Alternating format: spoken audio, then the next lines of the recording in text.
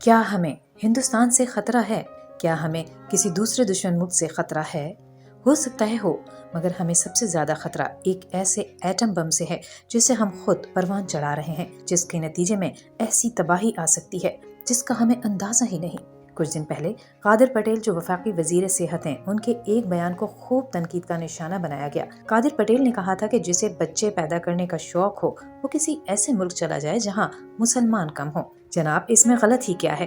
جب ہمارے وسائل اس چیز کی اجازت ہی نہیں دیتے کہ ہماری آبادی بڑھے تو ہمیں چاہیے کہ ہم اپنے ملک کے وسائل پر مزید بوجھ نہ بنیں۔ آپ کوئی ایسے ملک میں جا کے اتنے بچے پیدا کرو نا جہاں مسلمان مائنورٹی میں ہو تو سمجھ میں آتا ہے۔ یہاں تو ہم لوگ ویسے ہی بہت ہیں ماشاءاللہ۔ ایک طبقہ کھل کر منصوبہ بندی پروگرام کے خلاف کھل کر سامنے آتا رہا ہے۔ خاندانی منصوبہ بندی کے پروگرام کے خلاف مزاحمت اتنا ہی پرانا ہے جتنا کہ پروگرام خود، جو پہلی بار 1960 کی دہائی میں شروع کیا گیا تھا۔ معاشرے کے بعض طبقات کی طرف سے انسداد پولیو کے ٹیکے کی مخالفت زیادہ سنگین ہے۔ ہیلتھ ورکرز کو ہراساں کیا جاتا ہے اور ان پر حملے کیے جاتے ہیں۔ اس خطے میں آبادی کا تناسب 2.4% سے زیادہ ہے۔ نتیجتاً پاکستان آبادی کے لحاظ سے 6 سے 5ویں نمبر پر آ گیا ہے۔ اس شرح سے ہماری آبادی موجودہ پچھلی مردم شماری کے مطابق تقریباً 242 ملین سے بڑھ کر 2030 کے آخر تک 285 سے 300 ملین تک پہنچ جائے گی۔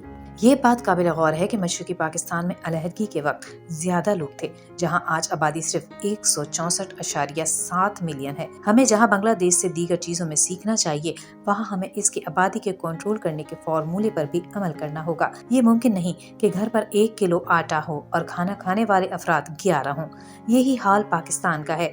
ہماری وسائل کم ہیں اور آبادی زیادہ لوگوں کے لیے زیادہ روزگار پیدا کرنا ہوگا، جو ممکن نہیں۔ زیادہ لوگوں کے لیے زیادہ خوراک پیدا کرنا ہوگی، جو بھی آسان کام نہیں۔ آبادی میں یہ بے تحاشا اضافہ ہماری سماجی پریشانیوں کو بڑھا رہا ہے اور ہماری معیشت کو بری طرح متاثر کر رہا ہے۔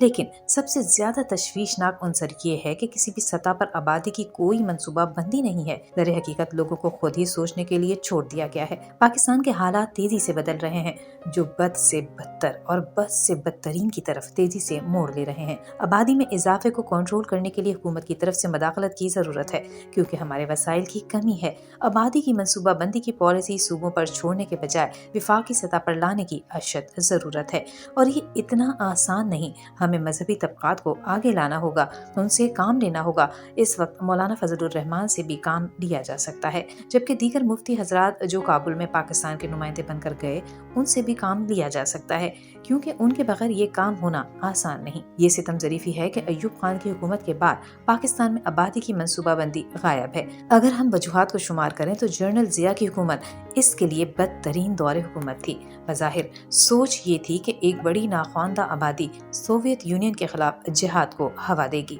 اس کے بعد سے کسی بھی حکومت نے اس مسئلے کو سنجیدگی سے نہیں لیا۔